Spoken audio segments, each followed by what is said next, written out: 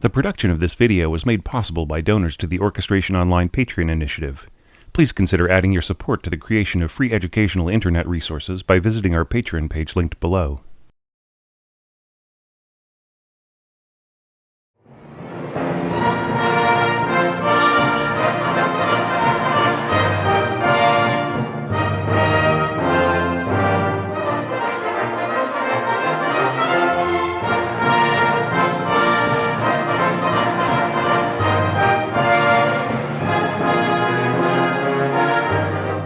In a certain opera house of northern Europe, it is the custom among the members of the orchestra, several of whom are cultivated men, to spend their time reading books, or even discussing matters literary and musical, whenever they perform any second-rate operas. This is to say that they read and talk a good deal.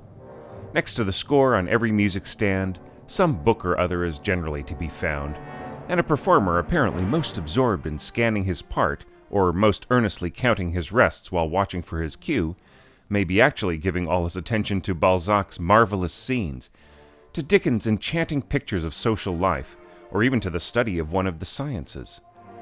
I know one who, during the first 15 performances of a well-known opera, read, reread, pondered, and mastered the 3 volumes of Humboldt's Cosmos. Another, during the long run of a silly score now forgotten, managed to learn English, while a third, thanks to his exceptional memory, retailed to his neighbors the substance of some 10 volumes of tales, romances, anecdotes, and risque stories. One man only in this orchestra does not allow himself any such diversion. Wholly intent upon his task, all energy, indefatigable, his eye glued to his notes and his arm in perpetual motion, he would feel dishonored if he were to miss an 8th note or incur censure for his tone quality. By the end of each act, he is flushed, perspiring, exhausted. He can hardly breathe, yet he does not dare take advantage of the respite offered by the cessation of musical hostilities to go for a glass of beer at the nearest bar. The fear of missing the first measures of the next act keeps him rooted to his post. Touched by so much zeal, the manager of the opera house once sent him 6 bottles of wine, by way of encouragement. But the artist, conscious of his responsibilities, was so far from grateful for the gift that he returned it with the proud words, "I have no need of encouragement." The reader will have guessed that I am speaking of the man who plays the bass drum.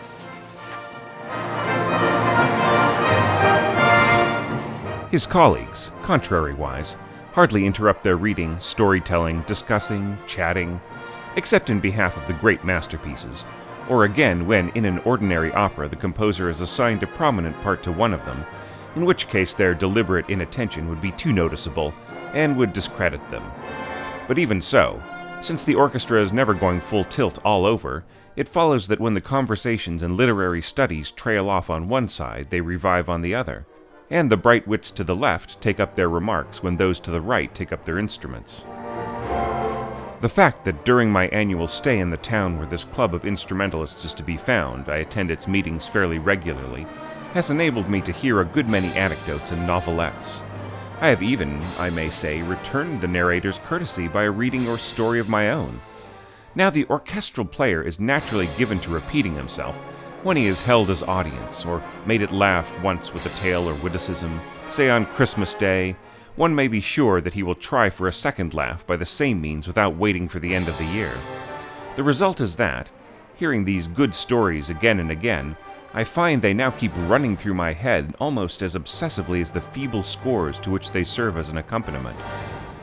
I have therefore decided to write them down, indeed to publish them, together with the casual dialogue between speakers and listeners, so that I may present a copy to each and not hear another word about it. It goes without saying that the bass drum will not share in this bibliographical largesse of mine. A man as deep and hard-working as he is scorns the mere play of the mind. Thus begins Evenings with the Orchestra by Hector Berlioz, a strange but hilarious collection of musical biography, philosophy, shaggy dog stories, and epic irony. It was first published in 1852, with its 49-year-old author receiving 200 francs in payment. The first run of 1,500 copies sold out quickly, so that a second and then a third printing were ordered within the space of a year or two.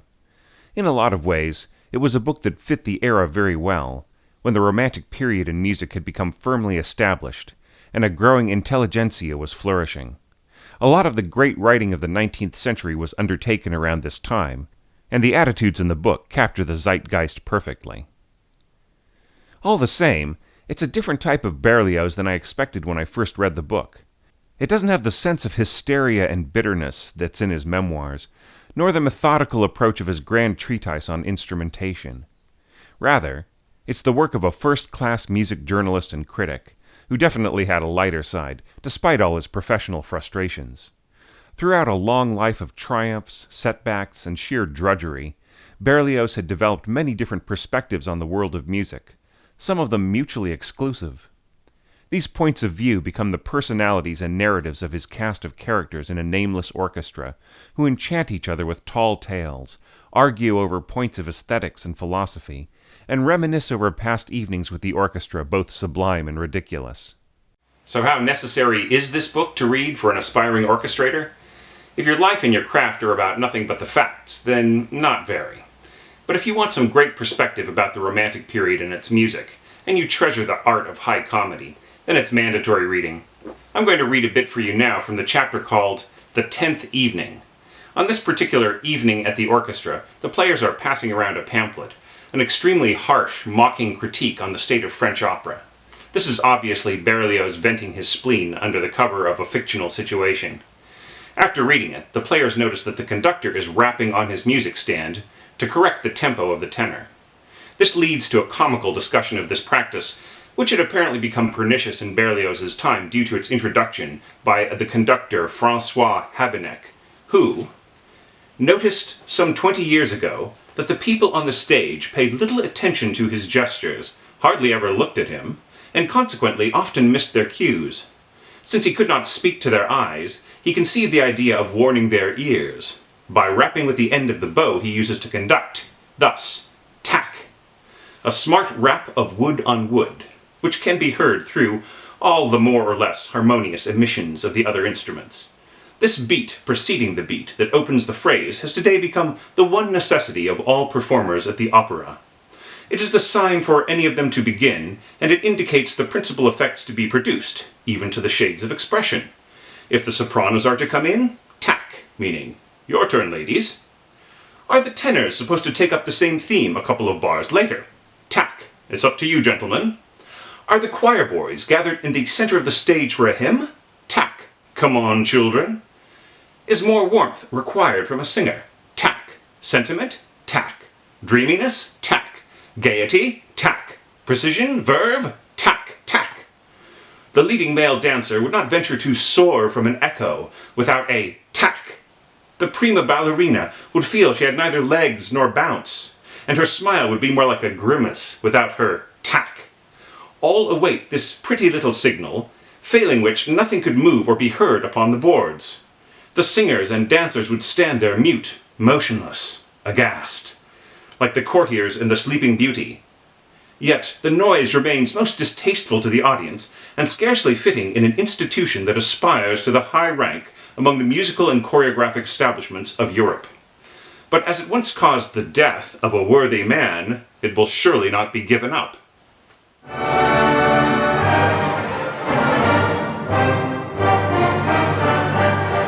A Victim of Tack, a downstage story. The victim of tack was named Moreau. An honest prompter, he fulfilled with exemplary accuracy and good conscience duties that are more difficult than is generally supposed. And thus it stood when Habeneck, in order to make up for the inadequacy of his telegraphic signals, invented the telephonic signal that we know. On the day when, intoxicated with his discovery, he made use of it for the first time, Moreau jumped in his cave at each rap of the learned bow. But he was more surprised than angry. He imagined that a series of accidents in the performance had made Habeneck impatient in an unusual way that took its toll on the prompter, but which would doubtlessly be only a temporary inconvenience he must endure without complaint. At the next performances, though, the tack continued. In fact, it increased. So delighted was the inventor with its efficacy. Each rap concussed the brain of the wretched prompter, who, cowering in his shelter, leaped from left to right, put his head forward, drew it back, twisted his neck, and broke down in the middle of his lines, like a blackbird shot in full song. "You are my son no longer. Go, my hatred is too. Tack. In my lacerated soul, nature, I say, tack. The right's Eotocles, and you, tack." And so forth. For a whole night the poor man suffered martyrdom, an ordeal that defies description, but that people who are afflicted like him with a nervous constitution will readily understand. He took good care not to complain, so great was the fear in which Habeneck was held. Yet seeing plainly that here was no whim or fit of bad temper, but a new tradition being founded at the opera, Moreau felt that his poise and presence of mind, as well as the close attention needed for his duties, would give way if he were to work forever under this bow of Damocles. He went to the head carpenter and, having unbosomed himself of his troubles, said to him, "If you can't find some way to protect me against that infernal tack, I'm done for. It shatters me to the marrow of my bones. It trepans me. It unhinges my cerebellum." "I'll be hanged if I don't think you're right," replied the carpenter. "You won't be able to stand it. Wait, I have an idea. Bring me your lid." Moreau removes the roof of his little nook and takes it into the carpenter shop. The two close the door carefully and go to work, padding and lining and stuffing the thing with a quantity of small tufts of cotton wool, making it as impervious to sound as an eiderdown quilt. Behold our prompter reassured, cheered up in seventh heaven. He goes home and sleeps the clock round, a thing that had not happened to him for a long while. On the evening of the next performance, he goes to the theater with that serenity which marks the modest satisfaction devoid of irony. He was such a good man, so completely harmless was poor Moreau. The opera on that night was Robert le Diable, still quite a novelty, and hence admirably performed. Consequently, the conductor did not have to resort so often to the new device against which the prompter had just protected himself. For the entire first half of the first act, Habeneck conducted for the eye and nothing more.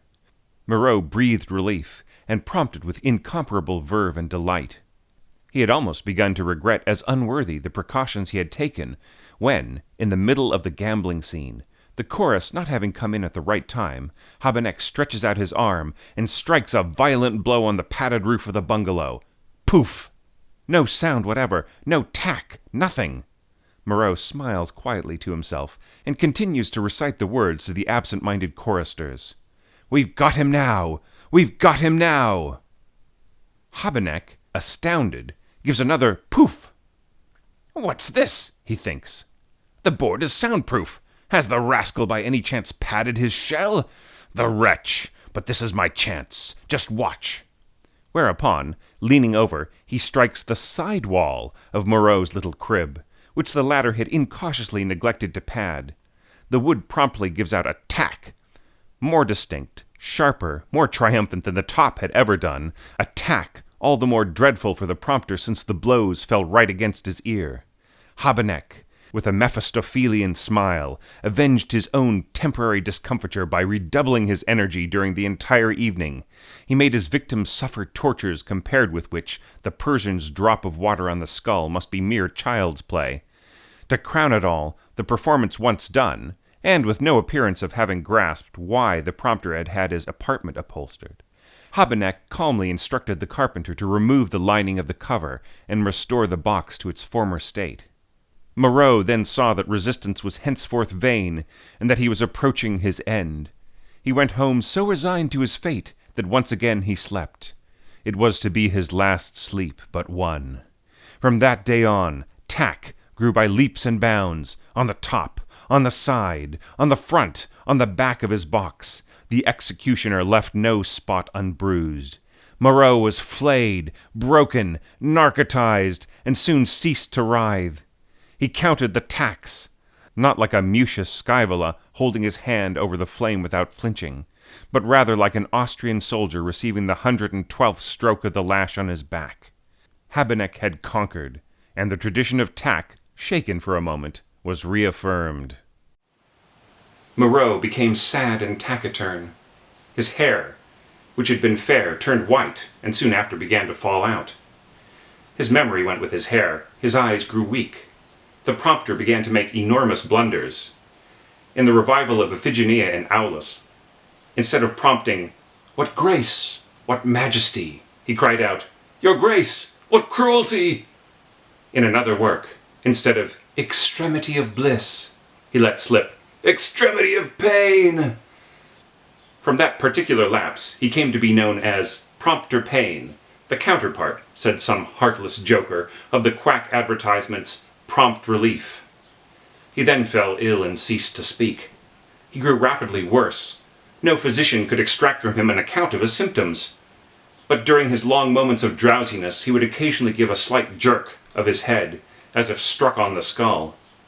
Finally, one evening, having been quite calm for some hours, just as his friends began to regain hope for his improvement, he again gave a little jerk of the head, breathed the one word, "tack," and gave up the ghost. That's probably the most Mark Twain-like story in the book, but there are many other stories with other flavors of wit and commentary. What's great here is that everything is fair game. Berlioz even spoofs himself to a degree, and under the guise of his different characters, he argues with himself over the state of music and ponders on its future. A few of his conclusions are a bit old-fashioned, but his passion for music is very convincing and fresh. Since the writing is divided up into 25 evenings, it's easy to read a bit here and there if you're a busy, serious composer, and that's exactly the kind of reader that Berlioz was hoping for. If you want to read the jokes and often profound musings of a great composer speaking directly to you from across the centuries, then this is where you'll find it. If you're an English speaker, try to read it in the Jacques Barzoon translation, which is very readable and gregarious, with a great introduction that puts the book into context with Berlioz's life and times.